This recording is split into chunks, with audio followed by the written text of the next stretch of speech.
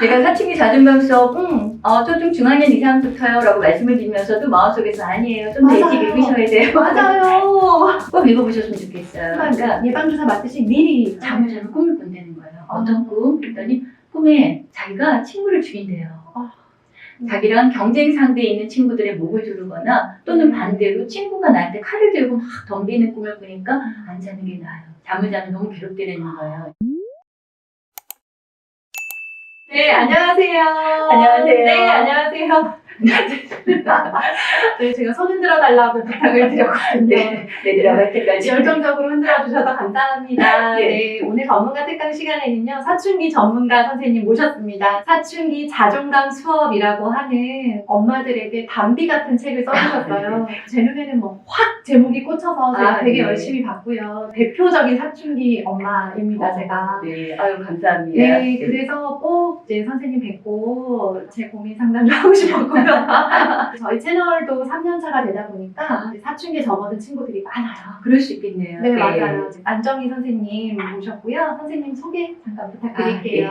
안녕하세요. 네, 반갑습니다. 저는 13년차 부모교육 전문가로 활동하고 있는 안정희라고 합니다. 저는 주로 찾아가는 상담이나 교육을 하고 있고요. 부모님들이나 청소년 아이들을 만나서 교육과 상담을 하고 있습니다. 상담실에 오는 것보다는 제가 네. 찾아가는 거다 보니까 좀 더 생생하고 현실 네. 밀착적인 상담이라고 할 수 있겠고요. 이 경험을 바탕으로 지금까지 2번의 책을 냈습니다. 진작 아이한테 이렇게 했더라면이라는 책이 첫 번째, 방금 소개해 주신 게 사춘기 자존감 수업이 두 번째 책이고요. 진작 아이한테 이렇게 했더라면이라는 책은 아이의 성장에 따른 심리와 공부라면 꼭 알아야 되는 가장 기본적이고 본질적인 내용을 담았다고 보시면 되고, 우리 아이가 만약에 초등학교 저학년이나 유아 정도라면 이 책이 좀 적합할 것 같고, 네. 근데 우리 아이가 초등학교 중학년이 넘어갔다, 3, 4학년 내지는 이미 사춘기에 들어섰다라고 낌새가. 드시면은 사춘기 자존감 수업이라는 책을 좀 권해드리고 싶어요. 이 책은 사춘기 자녀를 둔 부모님들이라면 꼭 알아두셔야 되는 맞아요. 사춘기 아이들의 발달적 특성뿐 아니라 자존감에 대한 얘기를 좀 다뤘습니다. 제가 10년 이상 만나는 부모님들이 주로 많이 하는 질문들, 네. 가장 궁금해하는 질문들을 Q&A 양식으로 각 장별로 꼭지식을 넣었습니다. 맨 마지막에는 네. 부모 자존감에 대해서도 다뤄졌습니다. 그냥 사춘기 수업이 아니고 사춘기 자존감 수업이더라고요. 자존감이라고 하면 우리는 흔히 어떤 성취에 대한 공부나 실력에 대한 것들만 네, 자존감이라고 생각하는데, 그게 아니라 몸과 관계에 대해서도 네, 자존감이 필요하고, 더불어 사춘기 시기를 지켜보면서 자존감이 바닥을 치는 우리 부모들을 위한 수업도 이 책에다 네. 풀어놔 주셔서 이 책을 이제 읽고는 꼭 뵙고 싶다. 네. 그런 생각이 들어요. 아유, 그래서 감사합니다. 이제 제안을 드리게 됐고, 저희 이제 채널의 구독자님들도 되게 힘들어하세요. 정말 힘들어하세요. 전문가 선생님을 모셔서는 우리가 어떻게 바라봐야 하고 어떻게 해결해야 되느냐, 어떻게 도와줘야 되느냐에 대해서 네. 좀 듣고 싶은 마음이 큽니다. 네. 그 누구보다 이런 책의 도움이 필요하고, 누구보다 좀 이제 사춘기를 격하게 겪고 있는 엄마로서 일단은 우리 어머님들의 고민을 먼저, 가장 큰 고민을 대변을 해드리자면 공부 때문에 가장 고민하세요. 네. 물론 맞아요. 선생님은 몸과 관계가 중요하다, 그리고 공부도 중요하다라고 하셨지만, 엄마들을 가장 괴롭게 하는 건 공부를 안 하려고 하는 거예요. 네.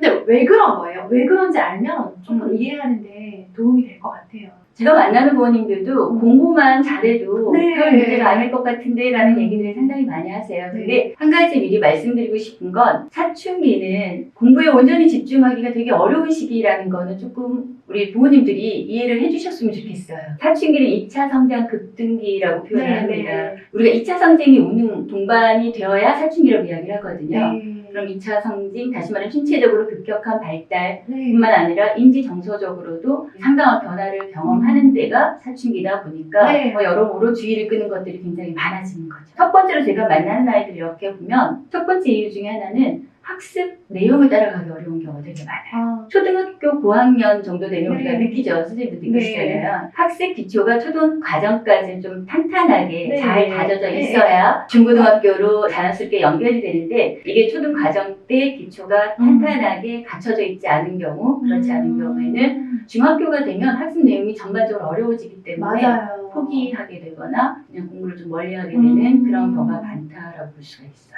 하필이면 급격한 2차 성징이 나타나는 그쵸. 그 시기에 학교 공부도 되게 어려워지는 공부를 하기도 힘든 환경이 네. 상황에 내용마저 어려워지니까 음. 내려놓는. 부모님들한테 제가 꼭 말씀을 드리고 싶은 건 네. 아이가 중학교 1학년이라고 학업 성취 수준도 중학교 1학년이라고 볼 수는 없거든요. 그러면 아이의 수준이 어느 정도인지 점검해 보시는 게 굉장히 중요하다고 볼 수가 있고요. 우리 아이가 초등학교 6학년이라도 4학년을 해야 될 수도 있고요. 중학교 뭐 2학년이라도 초등학교 과정부터 다시 가지고 올라가야 될 수도 있다라는 거를 말씀드리고 싶어요. 왜 공부는 100m 달리기가 아니라 네. 마라톤의 과정에 더 가깝다라고 얘기를 하잖아요. 네. 우리 아이 초등학교 때까지는 잘했어요. 얘 한글도 뭐 몇 개월에 뗐어요. 뭐 이런 이야기 다 의미가 없는데 기심이 부족하면 사실은 그렇죠. 아무 소용이 없는 것처럼 신발끈이 풀어져 있으면 뛰거나 멀리 갈 수가 없어요. 그죠? 네. 그럼 신발끈부터 동여 매고 그게 다소 시간이 지체되더라도 그게 맞는 거죠. 아까 선생님 말씀하신 것처럼 제가 부모님들한테 꼭 드리고 싶은 말씀은 내가 모르는 건 창피한 게 아니라 네. 모르는데도 불구하고 내 수준이 아님에도 불구하고 인척하거나 그쵸? 알려고 하지 않는 거 그게 더 창피한 일일 수 있다라는 거를 부모님들이 일단 그렇게 생각해 주셨으면 좋겠고 아이에게도 솔직하게 그래서 아이 수준에 맞는 곳에서부터 출발하는 게 굉장히 중요하다라고 말씀드리고 싶어요. 사실은 아이들이 가장 부끄러움을 많이 네. 이렇게 표현하고 실제 겪는 시기가 또 사춘기잖아요. 네, 맞아요. 사춘기 이전엔 안 그랬었는데 이제는 모든 것에 남을 굉장히 많이 의식하는 거예요. 자의식이 굉장히 커지는 시기라고 보시면 돼요. 그래서 들어보셨을 거예요. 사춘기 때는 상상 속의 청중, 뭐 눈에 보이지 않는 100만 대군을 끌고 다닌다라고 하는데 저는 이제 아이가 딸만 둘입니다. 네. 지금 대학교 다니고 있어서 이미 다 지나갔네요. 이런 생각을 다 겪었는데 마트가 바로 집에서 한 2-3분 거리인데 고기를 못 나가는 이게 흐트러졌기 때문에 그래서 모자를 눌러 쓰거나 우리 아이들은 코로나 시국 아니었을 때도 이미 마스크 이만한 걸 하고 다녔다든가 뭐 이런 것들을 생각해 볼 수 있는데 그거는 성장에 따른 자연스러운 현상이라는 거 네. 학습도 마찬가지예요. 네. 아이들이요 어떻게 얘기를 하냐면 등교 거부하는 아이들 학교에 부적응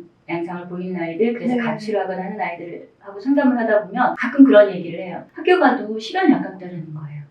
무슨 얘기를 하는지 대체 알아들을 수가 없는데 내가 왜 이 시간에 여기 앉아 있어야 돼? 어떤 아이들은 칠판을 보면 그림처럼 보인다, 무슨 네. 모스보처럼 보인다 뭐 얘기를 하는데 그러니까 이 아이들은 학습을 하는 게 아니라 사실은 관람을 하는 거죠. 그리고 또 하나가 심리적, 정서적으로 문제가 있는 경우라고 보시면 돼요. 기초도 문제가 없고 그렇죠. 인지적으로도 아무런 문제가 없음에도 불구하고 학습에 흥미가 없거나 성적이 툭 떨어진다. 그러면 이제 당황을 하실 수가 있으세요. 네.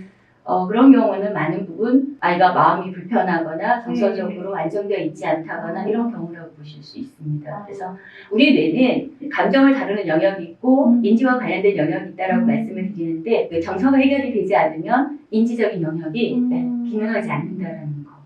이거 꼭 기억하셨으면 좋겠어요. 그래서 아이가 마음이 편안한지 그렇죠.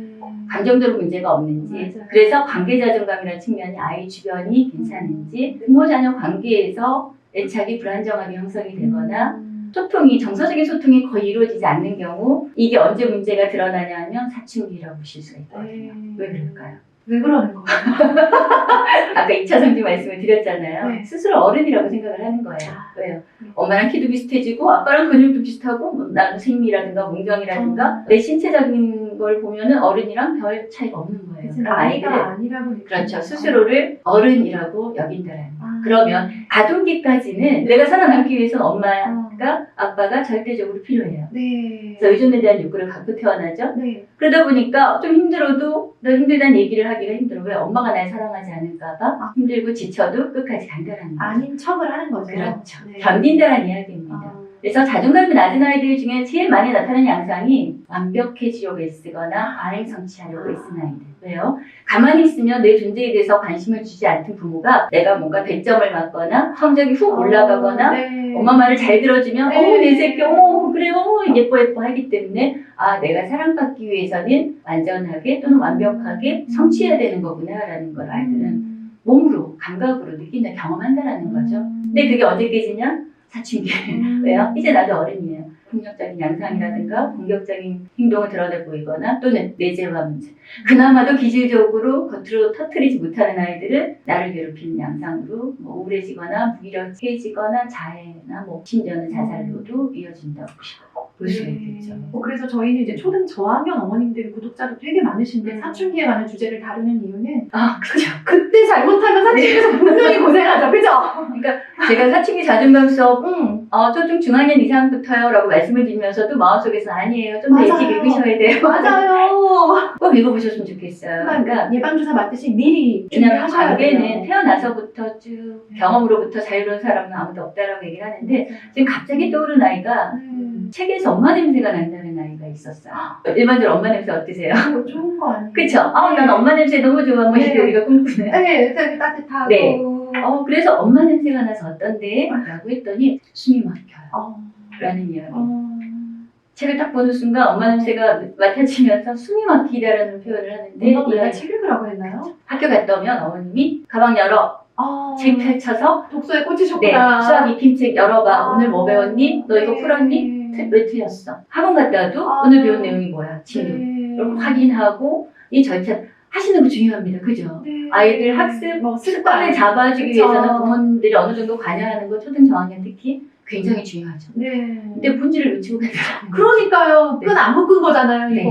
근데 이 아이가 지금은 대학 다니고 있거든요. 네. 근데 결과적으로 부모님들이 원하는 건 좋은 대학에서 이 아이가 좀 번듯하게 살아가기를 바라는 거였을 텐데 결과가 그렇게 썩히 좋지 않았던 건 심리적 정서적 문제가 해결이 안 되면 공부는 부차적인 문제라는 걸 꼭 말씀을 드리고 싶어요. 맞아요. 관계에 문제가 없으면 자존감도 건강해지고 자존감 문제가 없을 때 공부 자존감으로 이어진다라고. 그러니까. 그게 공식이거든요. 감정 코칭 들어보셨죠? 네. 감정 코칭을 체계적으로 확립한 그 미국 심리학자죠. 존 가트맨 박사도 수십 년의 연구를 통해서 뭐를 얘기를 하셨냐면 부모로부터 감정 코칭을 받은 아이들이 학습에서도 성과가 굉장히 탁월하다라는 그 연구 결과를 발표한 적도 있었습니다. 그러게요. 네.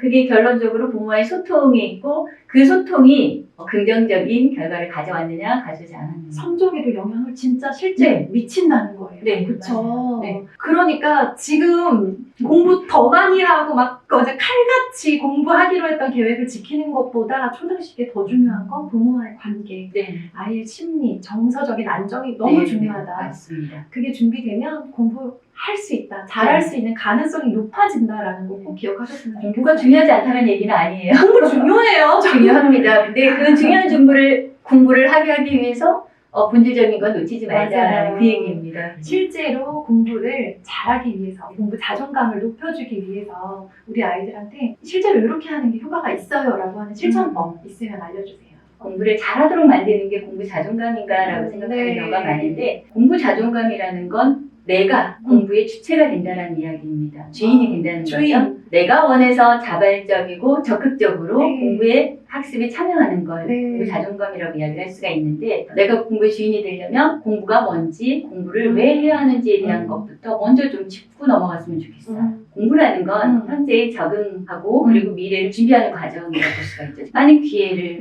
갖기 위해서는 미래를 미리 준비하는 차원이 공부라고 한다면 먼저 우리가 생각해 봐야 된다는 건 결과적으로 공부는 잘 살기 위해서 하는 거거든요. 네. 그렇죠? 그러면 잘 산다라는 건 사실 선생님이 생각하는 거랑 제가 생각하는 잘 산다라는 개념은 다를 수 있어요. 사람마다 다르죠. 그렇죠. 네. 주관적이에요. 네. 그럼 우리가 공부에 앞서서 뭐부터 먼저 따져봐야 되냐면 행복하게 사는 거. 네. 이게 뭔지에 대한 기준부터 먼저 짚고 넘어가야 된다는 거예요. 굉장히 본질적인 거네요. 그렇죠. 예를 들어서 아이가 의사가 되고 싶어요. 라고 얘기를 한다면 의사가 되는 게 잘 사는 거에 대한 목표가 될 수는 없어요. 그죠? 그렇죠. 의사가 되어서 어떻게 살고 싶은데 라는 질문이 필요한 거죠. 어떻게 살고 싶은지. 그렇죠. 그러면 아이마다 어떤 아이들은 실제 저희 이제 만난 아이들이랑 질문을 해보면 강남에다가 집을 사서 네. 성형외과를 들어가서 부를 축적해서 떵떵거리면서 누리면서 살겠다는 아이도 있고요. 요지마 톰즈라는 영화를 보면서 감명받았다는 아이가 있었거든요. 맞아요. 그럼 이 아이 둘 다 의사가 되는 건 똑같지만 잘 사는 거에 대한 기준은 굉장히 다를 수 있다는 거. 그렇죠. 그래서 결과적으로 개인의 행복이라는 건 개인의 가치에 부합되는 삶을 사느냐 아니냐 그 차이라고 저는 생각을 해요. 네. 그래서 부모님들이 공부에 앞서서 꼭 한 번쯤 고민해 보셔야 되는데 맞아요. 우리 아이의 가치가 뭔지, 이 아이가 어떤 아이인지, 아이에 대한 이해를 바탕으로 네. 이 아이가 생각하는 행복한 삶, 잘 산다라는 거 이런 걸 좀 고민하는 시간이 필요하다고 생각이 들고요. 그러니까 목표 설정입니다. 방향을 네. 알고 가자라는 거죠. 맞아요. 네. 의사가 되려고 공부는 했지만 뭐 성적이 못 미쳐 그러면 둘 다 의대를 못 들어갔다. 그럼 어떻게 되나요? 방향을 어떻게 대부분 못 가죠, 의대. 내 가치가 네. 확고하고 내가 어떻게 살고 싶다라는 게 명확하게 서 있다면 의대는 아니지만 경제적인 부를 누리면서 살 만한 다른 직업을 선택할 수 있고요. 또는 의대는 아니지만 베풀면서 삶을 살아갈 수 있는 방법은 여러 가지가 있을 수 그럼요. 있다. 이러면 진로가 혼란스럽지가 않다는 이야기거든요. 공부는 생각하는 힘을 기르는 과정입니다. 네. 이거 꼭 기억하셨으면 좋겠어요. 네네. 사춘기라는 건 아동에서 어른으로 가는 과정이라고 했을 때 어른과 아동의 차이가 뭘까요? 약간 힌트를 들은 것 같은데 생각하는 수준의 차이? 네, 맞아요? 맞아요. 네. 어른이라 그러면 우리가 자기 자신에게 있어서 중대한 일은 스스로 선택하고 결정하고 그 결과에 대해서 온전히 네. 책임지는 걸 우리가 책임. 어른이라고 이야기합니다. 네. 그럼 이 과정에서 가장 중요한 건 생각하는 힘. 그렇죠. 그래서 공부는 필요하다는 거죠. 공부도 물론 생각을 키워주지만 뭐 독서도 마찬가지 여러 가지가 있겠지만 제가 말씀드리고 싶은 건 일상에서 아이와의 관계에서 우리가 충분히 아이의 생각을 길러줄 수도 생각의 크기를 키워줄 수도 생각의 근육을 길러줄 수도 있다는 거. 어떻게 가능할까요? 대화. 그렇죠. 어떻게 돼요? 제가 너무 많은 질문을. 아이의 생각을 존중하는 거. 그러니까 생각을 존중하지 않는다라는 게 왜 우리 그렇게들 많이들 얘기하세요. 시끄러, 조용해. 아유, 그걸 생각이라고 하니, 아유, 한심하기는 뭐 이렇게 얘기를 한다면, 네. 네가 하는 그 생각 틀렸어. 라는 생각을 존중하지 않는 태도이거든요. 그래서, 아, 너는 그렇게 생각하는구나. 네 생각은 어떤데? 네. 아, 엄마 네 생각이 좀 궁금해. 네. 그래서 넌 어떻게 하고 싶어? 이런 것들이 일상에서 아이랑 아이의 생각을 자극하는 가장 좋은 소통법이라고 볼 수가 있겠습니다. 근육을 쓰면 쓸수록 우리 느는 것처럼 네. 생각하는 과정에서 엄마가 아 너는 그렇게 생각하는구나. 그렇게 생각할 수도 있지. 맞아요. 근데 엄마랑은 좀 다르다. 엄마는 사실 이렇게 생각해. 이런 조율 과정에서 아이들은 생각도 열어보일 수가 있고 아 엄마한테 내 생각을 열어놔도 그렇죠. 어떤 이야기를 해도 네. 엄마는 내 얘기를 나를 존중해 주는구나. 그러면서 생각에 힘을 기른다는 거예요. 아, 네, 맞아요. 이런 아이들이 실제적으로 학습에 있어서도 두각을 나타낸다는 거예요. 마음이 무겁기도 하죠. 만약에 내가 기대했던 대로 잘하지 않는 아이를 보면 또 사춘기가 돼서 누워만 있는 애들이 있어요. 있죠, 그렇죠? 근데 지금 말씀하신 것처럼 그런 거예요. 공부는 아이가 하는 거예요. 네. 그렇죠. 왜 우리가 영양가 굉장히 막 듬뿍 들어간 12첩 반상을 차린 부모님들이 계세요. 우리 아이 잘 먹이려고. 네. 근데 음식을 씹어서 꼭꼭 삼키는 건 사실은 부모가 할 수 없는 일인 그렇죠. 거죠. 그러니까 학습도 마찬가지입니다. 지식을 내 머릿속에 넣어서 체득화하는 건 아이의 몫이라는 거죠. 맞아요. 그럼 부모가 할 수 있는 건 어디까지? 공부 환경을 만들어주는. 네. 그래서 그 공부 환경에는 뭐 물리적인 환경도 있지만 아까 말씀드린 심리적, 정서적인 환경도 있고 몸 자존감도 중요하고 체력적인 부분이라든가 뭐 이런 등등을 우리가 어디까지 할 수 있는지 어디까지는 불가능한지를 고민해 보시면 아마 조금 이해가 조금 더 쉽지 않을까 맞아요. 생각이 들어요. 저 선생님 이제 지금까지 13년 동안 6만 명 정도 되는 아이들 네, 직접 해보진 않았지만 아마도 네, 그 많은 부모님들을 만나보셨다고 하시더라고요. 가장 기억에 남는다 하는 상담사례 있으면 하나만 소개해 주시겠어요? 다 기억에 남기는 하는데요. 중학교 1학년 남자아이였던 것 같아요. 학교에서 문제행동을 일으켜서 상당히 의뢰된 케이스인데 네, 학교폭력 문제뿐만이 아니라 문제행동이 다양하게 나타났는데 학교에서 쓰러지거나 갑자기 쓰러지거나 토한다거나 또는 뭐 극심한 두통을 호소한다거나 신체적으로 검사를 받아봤을 때는 아무런 이상이 없는 거예요. 이 아이를 만나면서 내 가정을 방문해서 어머님을 만났는데 이 아이는 아이가 초등학교 들어가기 전에 부모님이 이혼을 하셔서 아빠하고는 완전히 관계가 단절된 상태였습니다. 그래서 엄마랑 아이 단둘만 지내는 경우였는데 굉장히 안타까운 게 어머님이 암투병 중이셨어요. 그래서 병원으로부터 일양시한부 선고를 받으신 거예요. 굉장히 안타깝죠. 네. 어머님도 한번 네. 생각해 보셨으면 네. 좋겠어요. 아이랑 나 사이에 남은 시간이 함께 할 수 있는 시간이 딱 1년이다 그러면 어떤 걸 해야 될까? 시간을 어떻게 보내야 될까요?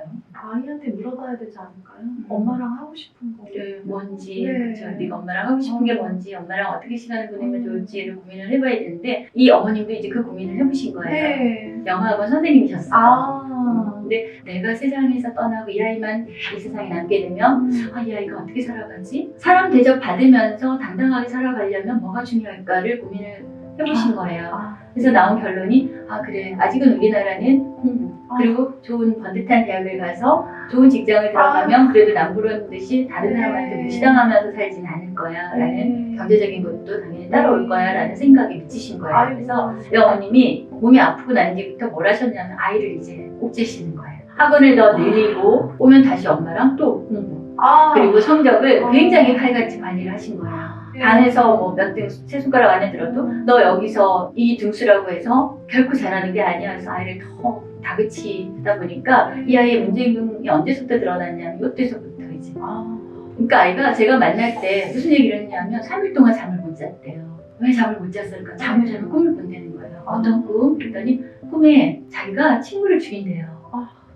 자기랑 경쟁 상대에 있는 친구들의 목을 조르거나 또는 반대로 친구가 나한테 칼을 들고 막 덤비는 꿈을 꾸니까 안 자는 게 나아요. 잠을 자면 너무 괴롭게 되는 거예요. 특히 시험 기간 때가 되면 그래서 일도 없이 토하거나 쓰러지거나 폭력적이되거나 공격적인 양상을 보인다거나 부모, 엄마하고의 관계도 굉장히 많이 금이 가 있는 그래서 욕도 하고 실질적으로 폭력을 엄마한테 행사하진 않지만 네. 벽을 친다거나 뭐 이렇게 발을 부른다거나 막 욕을 한다거나 이런 문제 그러니까 엄마의 절박함이 오히려 아이를 좀 궁지로 몰아간 그런 케이스였습니다. 그래서 그 엄마 때문에 자꾸 눈물이 나는데 네. 그 엄마는 그게 가장 아이를 위하는 일이라고 생각해서 그렇게 하신 거잖아요. 맞아요. 네. 왜냐하면 너무 절실한 거예요. 그럼요. 근데 이 아이가 내가 없어도 이 세상에서 잘 살았으면 좋겠는데 네. 이 아이랑 연결 지어줄 만한 어른이 없는 거예요. 그게 최선인 네. 줄 알고 그 선택을 하시고 네, 맞아요. 본인도 그 편찮으신 몸으로 그런 노력을 하셨는데 그게 결과적으로 아이한테 최선은 아니었던 선택이었잖아요.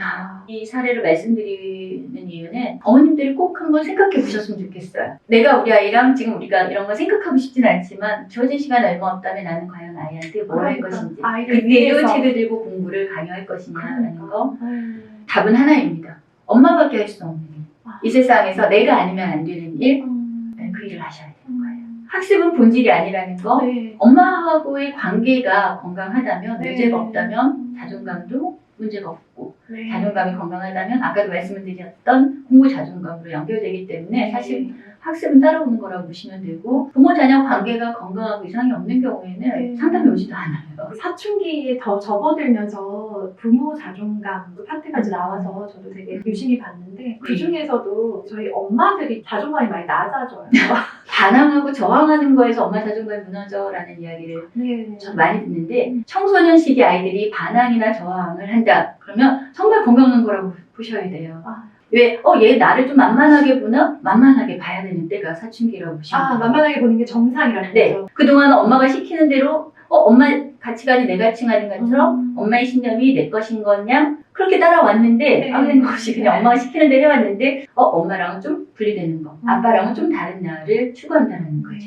그래서 무게중심축이 부모에서 또래로 넘어가는 때가 실제 남자아이들, 아들들은요. 네. 사춘기 때 가장 중요한 호르몬이 테스토스테론 이야기를 합니다. 그게 평소보다 1000%, 10배 이상 방출이 된다라고 보시면 되는데 네. 테스토스테론의 수용체가 어디냐면 편도체 안에 편도획이라고 보시면 돼요. 거기가 뭐랑 연관이 있냐면 정욕, 식욕도 있지만 네. 공격성, 충동성, 분노 이런 거. 그러니까 다시 말하면 그 부분이 굉장히 많이 자극을 네. 끊임없이 받는다라고 보시면 되는데 근데 우리 뇌에서 왜 하필이면 사춘기 때 네. 테스토스테론이 2배도 아니고 10배씩이나 방출이 되지? 라는 걸 본다면 성장상 필요하다는 이야기거든요. 예를 들면 부모님들이 이젠 네가 알아서 한다는 거구나. 그 말 들으니까 엄마 되게 안심이 되네. 근데 그러고 나서 물어보셔야죠. 근데 엄마는 네가 어떻게 알아서 할 것인지가 정말 궁금해. 구체적으로 계획이 서 있니를 물어보시면 돼요. 그럼 아이도 계획 없거든요. 물어보는 순간 그 생각할 거예요. 차차. 그래 생각이 필요하구나. 계획 생각이 되면 엄마한테 얘기해주면 좋겠어. 끝. 그렇죠. 이게 생각을 존중하는 거거든요. 아이들이 건강하게 자란다는 건 옆집 아이도 하는 거 우리 아이도 하고 있고 저 아이가 하는 거 우리 아이도 하고 있으면 건강한 거예요. 맞아요. 그렇게 보시면 돼요. 네. 맞아요. 내 눈에는 탐탁치 않은 행동을 하는 그런 모습들이 실은 너무나 건강하게 잘 크고 있는 증거라는 거. 그러니까 우리 사춘기 때문에 고생하시고 마음고생하시는 어머님들 지금 애가 잘 크고 있다라는 사실만으로 좀 위로가 되셨으면 좋겠고요. 디테일하고 구체적인 실천 어떻게 해야 할까 그리고 이럴 땐 어떻게 해야 될까라고 하는 것들은 책에 정말 자세하게 많은 사례들과 함께 소개가 되어 있어요. 네. 그래서 저는 이제 이 책을 보면서 되게 배우기도 하고 위로도 받았고 다른 사례들도 많이 알게 됐는데 우리 어머님들께 꼭 소개드리고 싶은 책이라서 이 오늘 저자님을 모셨고요. 저희 채널에 지금 이제 사춘기에 막 진입하기 시작해서 네. 정말 너무 부글부글 끓는 하루를 보내고 계신 어머님들께 마지막으로 한 말씀 부탁드릴게요. 저도 겪어봤고 그리고 제가 상담이나 교육에서 만나는 모든 많은 아이들을 보다 보면은 사춘기도 지나갑니다. 네, 머물러 있지 않아요. 그래서 아이랑 그런 거 생각해 보셨으면 좋겠어요. 우리 아이랑 나에게 주어진 시간 뭐 고작 5년, 6년 굉장히 빠르게 지나갑니다. 우리 아이가 어떤 어른으로 성장했으면 좋겠다라는 거를 좀 생각을 해보신다면 지금 우리 아이랑 어떤 시간을 보낼 것인지도 답이 나오지 않을까 생각이 들어요. 어머님이 건강하게 그쵸. 자존감을 좀 더 키우시면 자존감은 대물림 된다라고 이야기를 합니다. 그래서 그런 부분에 도움을 받지 않을까 생각이 들어요. 너무 중요하네요. 지나간다. 그리고 얼마 남지 않았다. 네. 시간 금방 갑니다. 감사합니다. 네. 이 책 읽어보고 싶은 분들 많으시죠? 꼭 읽어보셨으면 좋겠고요. 주변 도서관에 신청 많이 해주시고 저희 네이버 카페에서 증정 이벤트 지금 이제 시작했으니까요. 가셔서 꼭 신청하셔서 한 번씩 꼭 읽어보셨으면 좋겠어요. 쟤 왜 저래? 라고 생각하고 막 속만 끓이지 마시고 많은 어떤 통쾌한 해결책들이 들어있으니까 참고하셨으면 좋겠습니다. 네, 선생님 감사합니다. 오늘 긴 말씀 감사드려요. 네. 재밌었어요. 제가 되게 속이 후련해졌어요. 아이, 감사합니다. 선생님도 속이 좀 후련하시죠? 시간 가는지 몰랐어요. 네. 너무 이상하게 나올까봐. 네, 저희 구독자님들께 많은 도움이 되는 귀한 영상이 될 거라고 생각합니다. 감사합니다. 네, 감사합니다. 네, 안녕히 감사합니다. 계세요. 네.